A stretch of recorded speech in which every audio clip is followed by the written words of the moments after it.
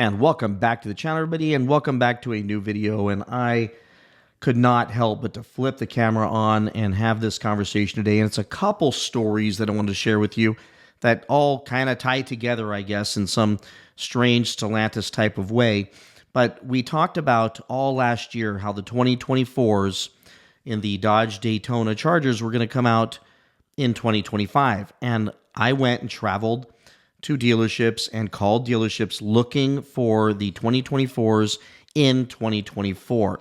So watch, the entire time I grew up driving and loving and buying cars, even as an adult, the next year would start coming out the prior year. So theoretically, a 2024 model car should have started coming out mid to late 2023.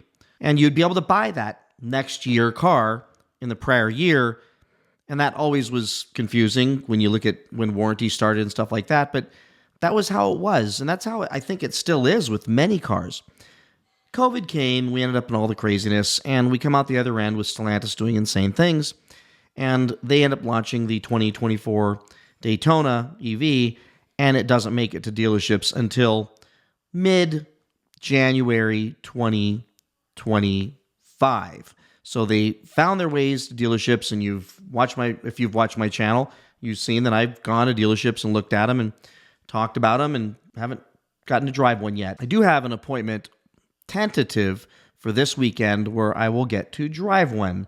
And I did promise the dealership that I would not roast the daylights out of them. I said I would be respectful. And if the car is great or nice, I would be honest. So I'm not just going out to be a hater. And I would thoroughly expect that I'm going to enjoy the driving experience because I've driven EVs before and there's nothing wrong with them other than the fact they have no soul and I don't want one and I have no desire to own one. And I certainly would not own a fake exhaust EV that they think is a muscle car. But I will be objective about it and be absolutely honest. So that should happen. Stay tuned for that video. And I am going to wear a bag around my head in case I start to throw up while I'm driving it. I don't mess up the car. I think it's a nice thing to do. So that's going to happen. But what's happening right now, which is kind of funny, is the 2025s, and they have to do this. So a lot of people are talking trash about this, but the 2025 Daytona Charger is now, according to Mopar Insiders, is arriving at dealerships. Check this out. They're arriving at dealerships now. So they are showing up on trucks as 2025s. And what's hilarious about this is there's nothing else they can do. There's no way they can not do this. They've got 2025s coming on off the line, and they've got 2024s having been delivered, and they've got to get these 2025s out. Yet now if you go to one of these dealerships, here's what is going to be kind of funny. If you've been interested in buying one of these things and you've been thinking about it, well, I'm on the fence if I want to get one or not. And there's a 2024, or there's 3 or 4 2024s. The dealership I'm going to be going to, it shows like 9 of them on their website. So all these 2024s are out, and you were thinking about it, but now the 2025 shows up. But it's not a first call. Well, who cares if it's called a first call or not? That doesn't really matter. I guess you get there's a couple little perks or something McAleer had talked about. I don't know if that's still there. But remember that the first call was also, the first year was supposed to also be the only ones that came with, from the factory, the stage 1 or stage 2 kits on them, respectively, for the RT and the Scat Pack. So that means that the 2025s were not supposed to have that. Well, guess what? The 2025s will have that. They remain unchanged. They will come with the stage kit, which is a software upgrade on the new 2025s. So if you've been thinking about buying one of these things and you have absolutely lost your ever-loving mind, then go for it. But why would you buy a 2024? So here's what I've been saying forever, is there are dealers out there that are definitely asking markups, or they were. I think they've taken them off by now. But if you want to steal one of these cars, just watch them pile up on the dealership lots over the next few weeks and especially the few months. These things are going to be flooding the lots. And the fun part is the dealers are going to have to figure out how to keep them all charged with just a handful of chargers in the back of their lots. So these are going to be this. We're going to get to watch a very interesting experiment take place with Dodge dealers, where I can tell you, having spoken with a lot of salesmen, despite beating up on them, we have a mutually respectful conversation when we're in person, which is always good. And they tell me it's horrible. The experience right now working at one of these dealerships is horrible. We have nothing to sell. We have the stupid EV thing and Hornets, and there's nothing for Chrysler, and we got a bunch of trucks and Jeeps. And thank God for those, or we'd be shut down by now. So bottom line is, now they're going to have Daytona EVs on top of Daytona EVs that are no different than the prior Daytona EVs. And even if they give you some, trip to the racing school or whatever, I don't remember what it was that they were going to offer, a free charger or a credit towards charging or something like that. Why in the hell would you want a prior year car, even if it's sold at the same exact time, when you know you might have to resell this thing, unless you lease it? But either way, why would you not want the newer car? So that's hilarious. That's taking place, and they're showing up to dealers now.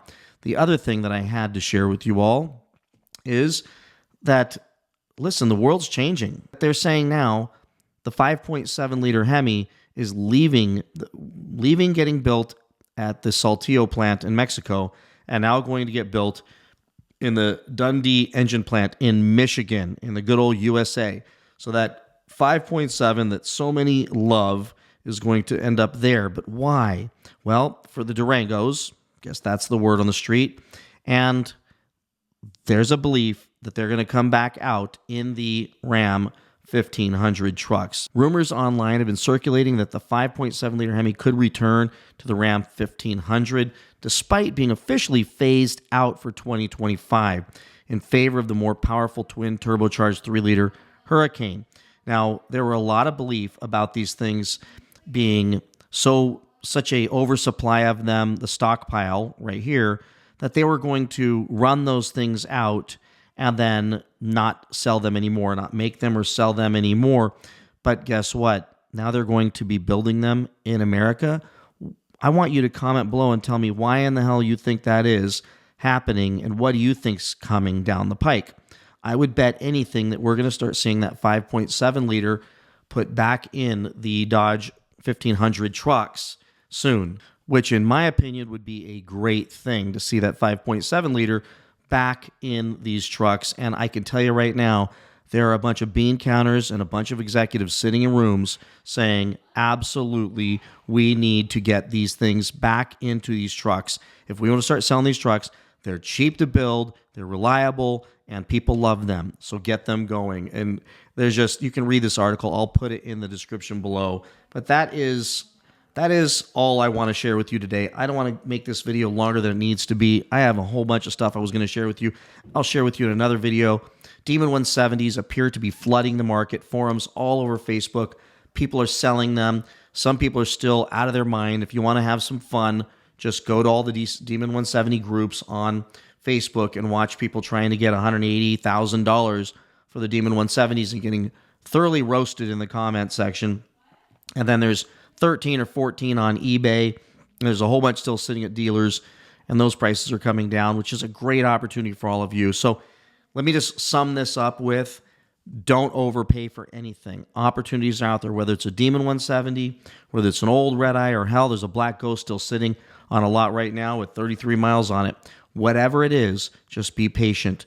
The deals are coming. The deals will be there. And frankly, if you wait long enough, you're going to start seeing these Hemi V8s come back. I'm going to bet anything. And only reason why I'm thinking that is they have to. If they want to save this company, if they want to fix those P&Ls, they want to straighten out America when it comes to Dodge, Chrysler, Jeep, Ram, they need to bring something out. And somebody also said something brilliant on my last video. They should have never launched that Jeep Grand Cherokee or Grand Wagoneer as a Jeep. They should have launched that thing under the Chrysler brand. They should have came up with another name and done it. All they got's a minivan there.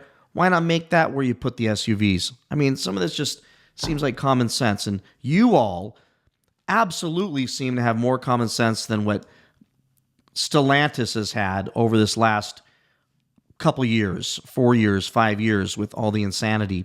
So stay tuned, folks. I believe there's good things coming. I'm sorry. I am absolutely optimistic. I want to see this company turn around. I don't want to have to go buying other cars, but it has gotten uncomfortable with the stupid stuff that they've brought us. So I'm ending this. Like, subscribe, comment. I'll see you all in the next one. Bye-bye.